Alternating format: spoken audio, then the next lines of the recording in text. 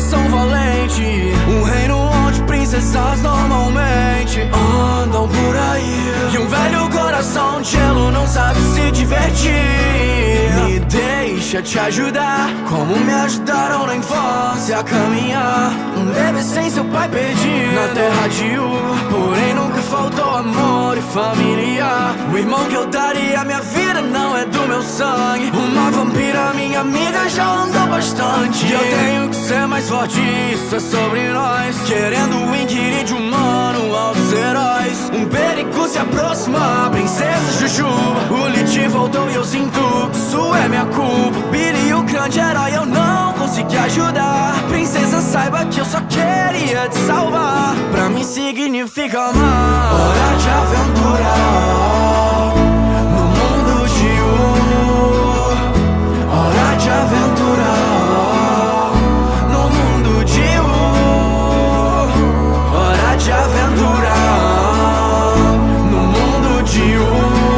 E eu tento encontrar como eu vou viver, entre lutas de espadas tentando crescer. E cada passo que dou vejo que errado eu estou. E o que será que faltou? Eu sinto que tem um buraco no meu corpo, a chama no meu coração, mas eu sou tão imaturo.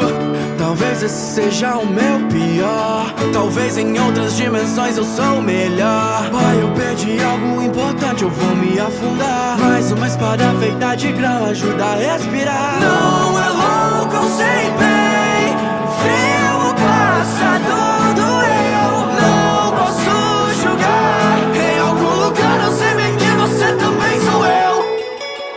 Hora de aventura no mundo de Ur. Hora de aventura no mundo de Ur. Hora de aventura no mundo de Ur. E eu tento encontrar como eu vou viver, entre lutas de espadas tentando crescer. Mudar sempre é uma opção, mas por que não aceita mudar? Tanto quis te encontrar, quis escutar um motivo que levou pra abandonar, deixar o seu próprio filho e de novo embora cê vai. Talvez nos encontramos mais tarde, tenho outras coisas para lidar. Meus amigos precisam de verdade. Lich volta, prisma solta, é só desejar. A vida passa enquanto amadureço. Tanta bobagem que eu já fiz, eu tento consertar. Ele não sabe qual é o preço de um desejo.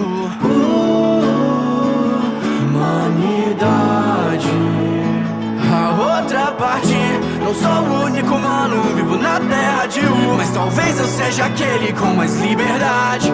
Tudo muda, tudo muda. O que é ser um herói de verdade? É aceitar que não quando a tristeza invade.